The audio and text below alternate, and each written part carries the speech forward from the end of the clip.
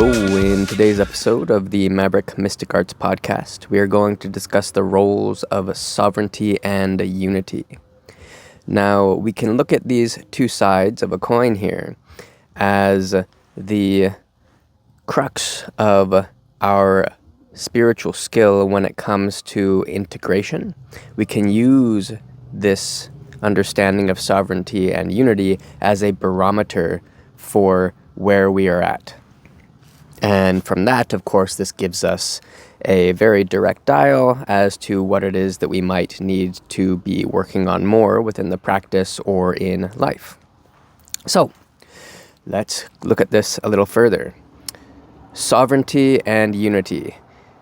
We are all very familiar with the unification aspect of the spiritual path. And this is it's sort of a trope that is expressed all the time. You know, we're all one, it's all the same thing, blah, blah, blah. But that's not entirely true. Because where there's one, there's two.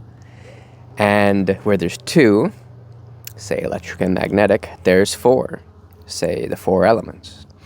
So, where there's one, that precludes something else, which means two.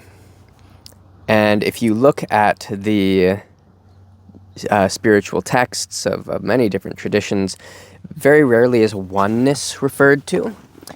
Usually, oneness is referred to as, well, it's not quite oneness, but what's being pointed to is not two-ness or non-duality, right? Something that is more permanent, we might say, or more non-refracted than two, right? So we start working through this and we find these ideas of unity and we impose a very limited understanding of what that can mean. That limited understanding is one, right? And this gets in the way a fair bit. So unity, when we are merging with something, a great way to begin this type of practice is by working with a coarse frame of energy, say the life force or the vital energy. You build up that energy, build it through the mind, through the mental, astral, physical bodies, build it through the field, and then layer by layer, we start to find unity. We start to merge with that energy. So you're able to begin to find union with the life force energy. What this means, union, what it would mean, is that perception of differentiation, of separation, starts to disappear. The object, say the vital energy, the subject, you, and then the entire sensory system that is built around interpreting and separating those two things start all to merge together and dissolve or resolve into each other. Because of this resolution, the perception of self in separation from the energy disappears. So then you are just that field of life force. And this is a wonderful way to begin with this practice of finding union, finding unity. Now, as we progress on the spiritual path, the refinement that we work through grows. So the increase of vibration, the refinement of what we're able to work with is constantly, we could say growing or building. It's raising in energy from an alchemical standpoint. And this gives us more refined energy to unify with. And the more refined the energy, the more it stirs up subtle resistances to that higher vibration. And this gives us more to kind of like resistance training, more to release, to find emptiness in relation to, so that we can unify with the next increase of vibration. This continues. So as we're going through this process, we're going through also a lot of black and white mirror work, a lot of emotional, mental work, all the stuff that gets in the way. And what gets in the way of union with especially very refined energetic substrate, what gets in the way of that is habits of view, habits of perception, perspective of the mind, habits of emotion, etc., etc. And this is what these energies will run into. And when they run into that barrier, that's what inhibits union. Okay? So that's sort of a brief little rundown of the concept of unity. Now, when we start to look at sovereignty, this is where we can run into a bit of an ego trap, right? And this is very prominent in a lot of spiritual communities.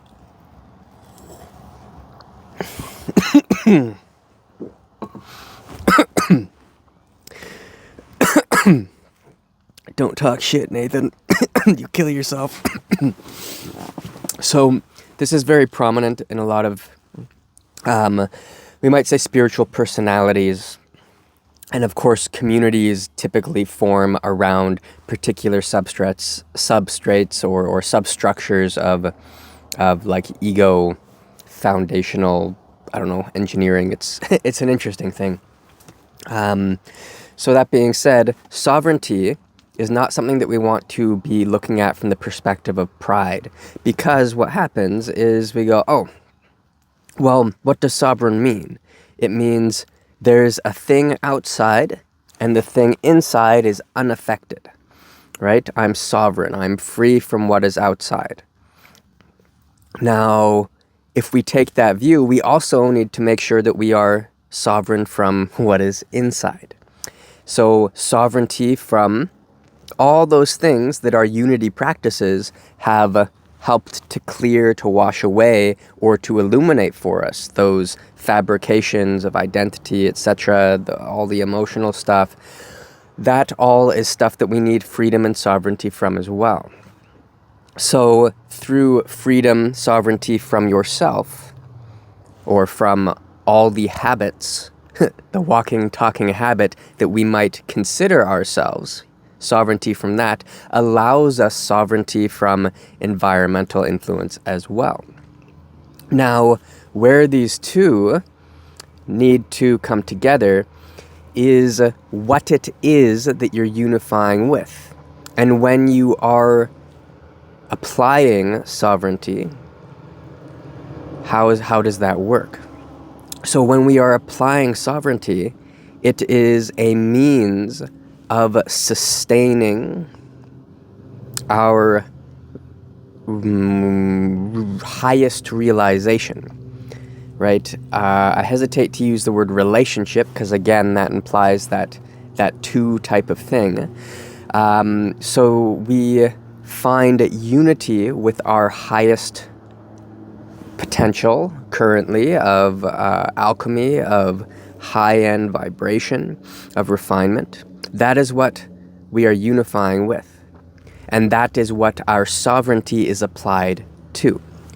So our freedom from all our own nonsense allows us from this side of the bubble to find unity and sustain unity with our highest, wherever that might be at this time.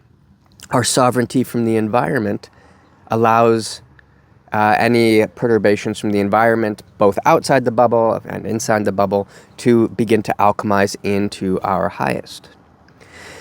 So this is where your sovereign capabilities to sustain that highest realization, that highest recognition, this is where it's kind of like resistance training, internal resistance training, if that environmental resistance is within, and external resistance training if that environmental resistance is outside. This is all an opportunity to really, really sink into what your capabilities are. Okay? And as we go through this, we'll find that there are some things that are so maybe like some of our own internal pathologies, resistances, they're so deeply ingrained that we lose all recognition of our highest. We lose all recognition, any realization. And recognition and realization, they're good words for it, because it's you literally can't, but when you lose that stuff, it's very difficult to remember it. And we want to begin to discern when we are not in that place, or when that place is being obscured from our view, from our perception, from our ability to actually exist from within that particular paradigm. Because as soon as we're flipped out, booted to the outside, it can be really tricky to get back in, and we want to be aware of that. Because if we are aware of that, then we might be able to look at a situation, look at how we are reacting to it, and not from the sense of just questioning ourselves, but we might actually truly perceive that we cannot trust our thoughts right now. We cannot trust our feelings right now, because we are not viewing them from the place of our highest personal evolution of truth, we might say. Now, this is not this is my truth, this is like what I'm into or what I love. I'm talking from a different layer of this, right? A truth that is beyond your craving to an idea of what your truth is, beyond any aversion to ideas of what your truth isn't. This isn't about your personal truth. This is about your your personal Akashic consciousness, the infinity that is within, that is of the infinity that is without. These are always intermingling. Because they're the same thing. So intermingling might not be the right word, but you get some very interesting stuff that goes on in this. So we really need to tap into that. And as we do this, then we're able to recognize when we are out of that recognition of the infinite. And this gives us clues as to what aspects of our soul mirror we might need to put a little bit of attention into, and to, in a very soft way, start massaging and releasing, right? Now, the deeper we get into that personal infinity, which is of the infinite infinity, the deeper that recognition becomes, the more all-encompassing and profound it becomes. A lot of those soul mirror issues, they start to dissolve on their own, right? Why is this? Because you are no longer trying to release stuff from the place that holds the stuff. You are infinity, and things are just there. They happen to be there, they happen to pop in and out. And so it's a much different reality or perception, because the identity isn't really lodging all these things into place nearly as insidiously. So this is all part of the process. Sovereignty, unity, sovereignty, unity. Unify with your highest. The act of sustaining that is sovereignty.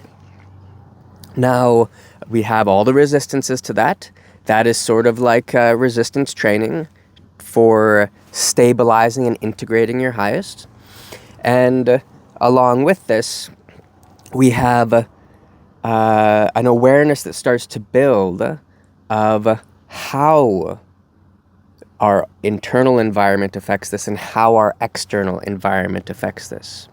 So if you are a touch nomadic, you might find that there are different areas, different locations that are make it much easier to stay in your highest, or ones that make it much more difficult, ones that are resistance.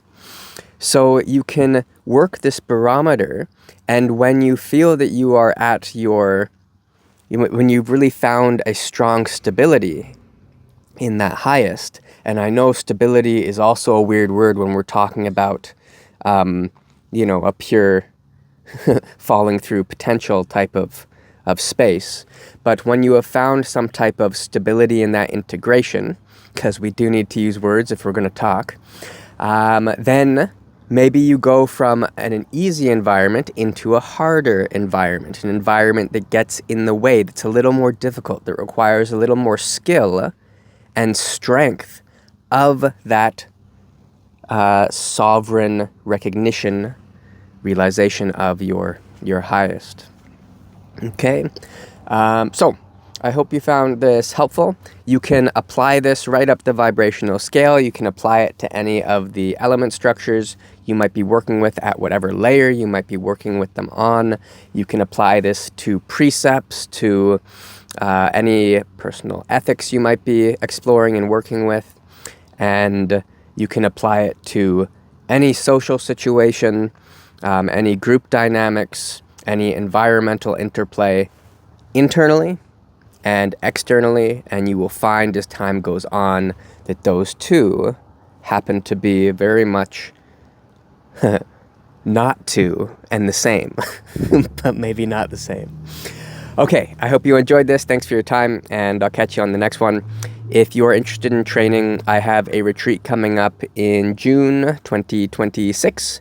This is an initiation into Hermetic Alchemy. We'll be looking at the initiation process along with evocation, invocation, and deity yoga as the next phase of that training, followed by a couple weeks of integration practices and really stabilizing the evolution that we are going through.